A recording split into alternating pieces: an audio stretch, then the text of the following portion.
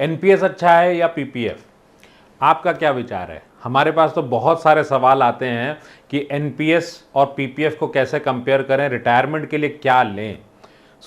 पूरी वीडियो में बने रहिएगा क्योंकि दोनों का अलग अलग पर्पस है। आप किस लिए देख रहे हैं मुझे नहीं पता, बट इस वीडियो में अलग अलग पैरामीटर्स पे इसको डिसाइड करेंगे ऑब्जेक्टिव के साथ कि आपका क्या पर्पस होता है, एनपीएस किस तरह से आपके रिटायरमेंट में काम आता है, पीपीएफ आपके लिए किस तरह से काम आता है।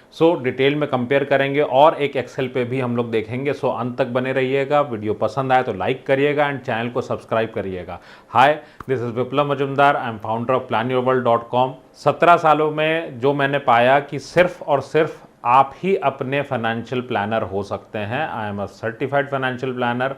15,000 फैमिलीज़ के साथ जो एक्सपीरियंस मिला उससे एक पैकेज तैयार किया उन लोगों के लिए जिनको ये पता है कि इन्वेस्टमेंट जो है वो कैजुअली आप नहीं ले सकते। It is a too professional, because जो भी मैच्योरिटी आपके पास आएगी लाइफ में उसी से जीवन चलेगा। Links are in the description. इस वीडियो में आगे बढ़ते हैं हम लोग। एनपीएस और जब पीपीएफ की बात करते हैं तो प्राइमरीली इन दोनों का यूज़ किया है। और अगर ये सवाल आता है कि इनका यूज़ आपके रिटायरमेंट में क्या है, इसके बहुत सारे मायने होते हैं। अगर ये सवाल आपका भी है तो इसका मतलब पहला पॉइंट ये है कि आपकी रिटायरमेंट प्लानिंग पूरी नहीं है, नंबर 1। नंबर 2, रिटायरमेंट प्लानिंग क्या चीज़ है अपने आप में। देखिए, आपके पास 2 ऑप्शन हो सकते हैं। जस्ट टू इन्वेस्ट, आपने इन्वेस्ट कर दिया, अब इन्वेस्ट करके एक मैच्योरिटी आएगी, उस मैच्योरिटी से घर चला लेंगे। क्या ऐसा संभव है? आपकी उम्र 25 है, आपकी उम्र 40 है, आपकी उम्र 60 है, किसी भी एज ग्रुप में अगर आप चले जाएं तो आपको चाहिए क्या? आप जब कोई इन्वेस्टमेंट करते हैं तो उसके पीछे कोई पर्पस होना चाहिए ना। आप कहेंगे ये कौन सी बात है, जो अच्छा इन्वेस्टमेंट होगा कर देंगे। Investment is a vehicle. कोई भी इन्वेस्टमेंट इंस्ट्रूमेंट है, that is a vehicle, simple. अब आपको जाना कहाँ है उसके हिसाब से आप गाड़ी तय करते हैं। तो आपसे अगर पूछूं कि एक ट्रेन ले लेते हैं, एक फ्लाइट ले लेते हैं, एक बस का टिकट ले लेते हैं, क्या ये संभव है? नहीं। आपका पर्पस क्या है? यहां पे आप ही देखेंगे महज कुछ ही सेकंडों में कि आपकी लाइफ का पर्पस क्या है।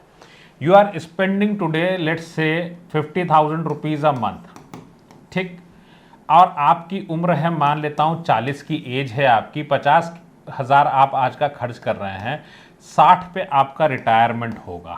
अब 60 की एज पे आप रिटायर होते हैं तो इस वक्त आपका खर्चा क्या होगा, हम लोग एक्सेल पे भी डिटेल में डिस्कस करेंगे।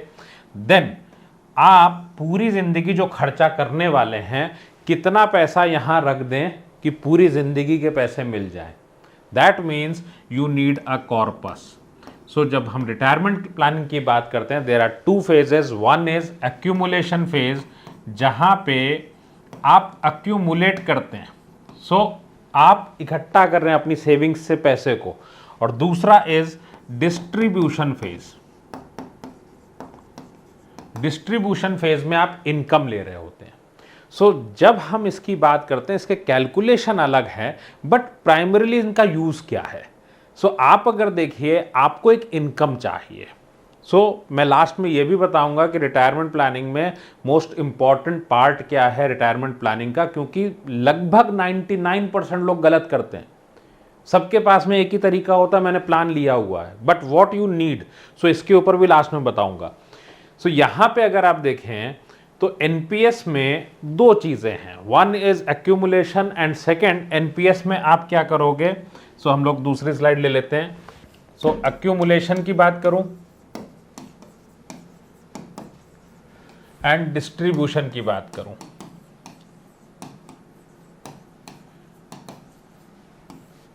एनपीएस को आप एक्यूमुलेशन में भी यूज करते हैं क्योंकि यहां पे अलग से फंड्स हैं आपके पास, आप अलग अलग फंड्स को चूज कर सकते हैं, टीयर 1 टीयर 2 में जा सकते हैं। But the point is overall यहां पे आप लगभग मान सकते हैं कि 10 से 11% का आपको रिटर्न मिल सकता है। एक्यूमुलेशन फेज में आपने एक अमाउंट बना लिया, कॉर्पस बना लिया, ये एक्यूमुलेशन में आ गया। डिस्ट्रीब्यूशन के लिए मैंडेटरीली 40% पैसा एनपीएस का आपको इन्वेस्ट करना पड़ेगा किसी ना किसी पेंशन प्लान में। ये बात अपने आप में अलग है कि पेंशन प्लान कितना कारगर है, क्योंकि 40%, अगर मैं अपनी बात करूं तो एज पर रिटायरमेंट प्लानिंग, देखिए कोई भी प्रोडक्ट अच्छा या बुरा नहीं होता। एज पर रिटायरमेंट प्लानिंग आपको क्या चाहिए होता है, यू नीड अ प्लान, या आपका महीने का कुछ खर्चा है, हर महीने आपको वो खर्च चलाने पड़ेंगे और वो खर्चा बढ़ता जाएगा। अगर आपका खर्चा बढ़ रहा है तो मन में याद रखिएगा, इस बात को पूरी लाइफ याद रखें और अपनी वाइफ को भी बताएं, बिकॉज पेंशन प्लान में 60 की उम्र में जो इनकम शुरू होगी वो इनकम आपकी पूरी लाइफ सेम रहेगी, चाहे दूध 1000 रुपये लीटर हो जाए, 2000 रुपये लीटर हो जाए, पेंशन सेम आएगी।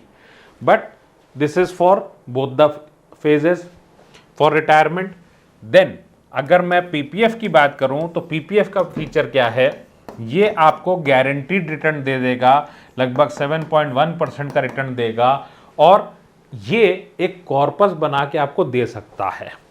लेकिन यहां पे आपको 2-3 बातों का ध्यान रखना बहुत ज्यादा जरूरी है। कौन कौन सी? नंबर 1, क्या पीपीएफ से वेल्थ बनती है? मैं आपसे एक चैलेंज लेने को बोलूंगा, और वो चैलेंज ये है कि आपके पास, मैं ये 100 रुपये का एकदम नया नया नोट है, ये 100 रुपये का नोट, इसका लास्ट है 207। You simply keep it in your pocket. Simply आप कहोगे मुझे दे दो, लेकिन आप मान लीजिए थोड़ी देर के लिए कि आपको मिल गया। अब इससे ये माउस आता है आज। चैलेंजेस कि नया माउस आप 1 साल के बाद इसी 100 के नोट से खरीद के दे दो, तो आपके मन में एक सवाल आएगा कि कैसे दे सकते हैं, क्योंकि महंगाई आ जाएगी। और अगर आपके मन में ये सवाल आया, so you are a very good investor, but कैसे आप बेख्याल होके, आप केयरलेस होके अपने लिए चुनते हैं खराब भविष्य जानबूझ के, क्योंकि हम खुद अपने को शिकार बनाते हैं ऐसे एडवाइजर्स के जो अपना प्रोडक्ट सेल करने ही आ रहे हैं खाली। आपको अपने पैरामीटर्स किसी भी हाल में नीचे करने की जरूरत नहीं है। क्यों? आपसे अगर मैं बोलूं कि अगर इसको खरीदना है 1 साल बाद, तो इससे संभव नहीं है, लेकिन आप बोलोगे ये हो जाएगा 100 की बजाय 107, 110 का, then how can you afford कि आप एक एफडी कर दें? हाउ कैन यू अफोर्ड कि 7% का अगर महंगाई है तो this will create your wealth? ये तो वैसा है कि आपने दाल का भंडार कर लिया, आपने फल भर लिए जो खराब नहीं होंगे। वेल्थ क्रिएशन में ये आपको देगा 0। अपनी इनकम से वेल्थ बनानी है, क्योंकि जब मैं खर्चा करने चलूं तो ज़्यादा पैसा आए। अगर मैं इन दोनों को आपस में कंपेयर करूं तो ये दोनों कंपेरेबल नहीं है। और पीपीएफ से जो भी आपको मैच्योरिटी मिलेगी 15 साल के बाद, उस मैच्योरिटी को आपको कहीं पे इन्वेस्ट करना है जिससे आप अल्टीमेटली अपने लिए बनाओगे इनकम। अभी तक अगर आपने इस वीडियो को ध्यान से देखा हो, अगर कोई चीज़ स्लिप कर गई हो तो रिवाइंड करके देख लीजिए। लेकिन याद रखिए एक बात, ये दोनों ही अप्रोच अगर मैं बोलूं तो ये पेंशन के लिए बहुत घातक है। आपको क्या करना चाहिए उसके ऊपर बात करता हूं। नंबर 1 स्टेज आपको क्या करनी है, 60 से लेके 90 की एज तक आपके डिपेंडेंट कौन कौन है और इसका खर्चा क्या होगा। डिपेंडेंट्स का मतलब क्या हो गया? आप कहोगे डिपेंडेंट्स कौन? आप और आपकी वाइफ, और मैं कहूँगा ये मोबाइल, हर 2 साल में एक मोबाइल, आपकी कार, आपका घर, आपके घर का इंटीरियर, आपके यहाँ पे जितने भी रिलीजियस फंक्शन होते हैं, बच्चे जो आएंगे उनका खर्चा, ये सारी चीज़ें आपको चाहिए। They are dependent. अगर आपके घर में 200 गमले हैं तो वो 200 गमले किसकी जिम्मेदारी है? अगर वाइट वॉश है तो वो किसकी जिम्मेदारी? सब आपकी। लाइफस्टाइल आप कम नहीं कर सकते। इसका मतलब क्या है कि खर्चा बढ़ता जाएगा रिटायरमेंट का। अब बात यह आती है कि आपने खर्चा तो तय कर लिया, क्योंकि महीने का एक्सपेंसेस आपको पता है। स्टेज 2, आपको इनकम कहां से लेनी है ये आपने डिसाइड करना है। इनकम कहां से लेनी है? आपके पास कई ऑप्शन हो सकते हैं। पेंशन प्लान हो सकता है, आपके पास म्यूचुअल फंड की SWP हो सकती है, आपके पास में ऑल्टरनेट इनकम हो सकती है, आपके पास रेंटल इनकम हो सकती है। ये सारी चीज़ें हम लोग डिस्कस करते हैं अपने लाइव सेशन में भी, और डिटेल में डिस्कस करते हैं 3 दिन में। और थर्ड फेज क्या होता है, जब आप यहां से तय करते हैं तो यू क्रिएट योर फंड।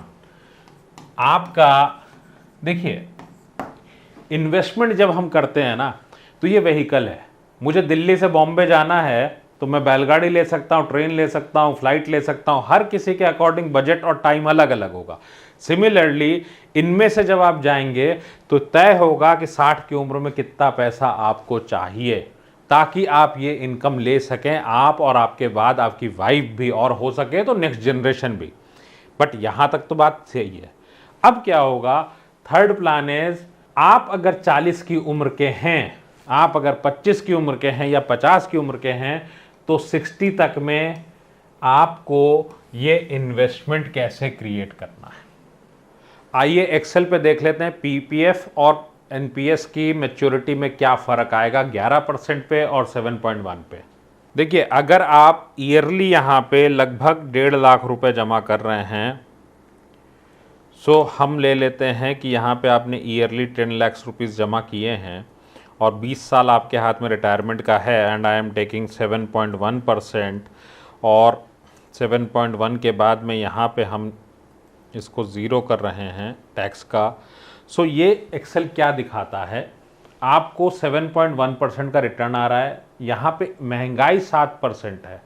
तो अगर आप इन्वेस्टमेंट करते हैं तो डिपॉजिटेड अमाउंट 30 लाख रुपीज़ आपने जो जमा किया, बट ये अकाउंटिंग फिगर है। जब आप इसको काइंड में करते हैं, परचेजिंग पावर टर्म्स में, यू हैव डिपॉजिटेड 65,79,000 और आपको जो मिल रहा है 66,58,000, मतलब 65 लाख रुपए आपने जमा कर दिए, 66 मिल रहे हैं। सो वेल्थ क्रिएशन हुआ 1% 20 ईयर्स में। अगर इसी को आप एनपीएस से करते तो हम इसको 11% पे ले रहे हैं, 11% पे 66 की जगह होता 1 करोड़ रुपए। सो अक्यूमुलेशन में at least this is better. But अब हम लोग देखते हैं कि एक्चुअल रिटायरमेंट प्लानिंग कैसे होनी चाहिए, क्योंकि दोनों ही चीज़ों से आपका रिटायरमेंट प्लानिंग का पर्पस पूरा नहीं होगा। Friends, in India 99% middle class can not plan retirement, क्योंकि एक भी प्रोडक्ट नहीं है जो आपको बढ़ती हुई इनकम दे। So it is to be planned. और प्लान योर वर्ल्ड को स्टार्ट करने के पीछे मकसद ही ये है कि आपको अपना एडवाइज़र होना पड़ेगा।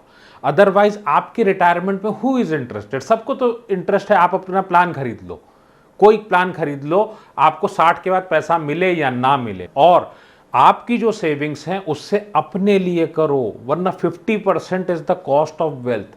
आपके पास अगर 60 की उम्र में 1 करोड़ है, उसकी बजाय 2 करोड़ हो सकता है अगर खुद मैनेज करो आप। You have the links in the description. Start your learning now.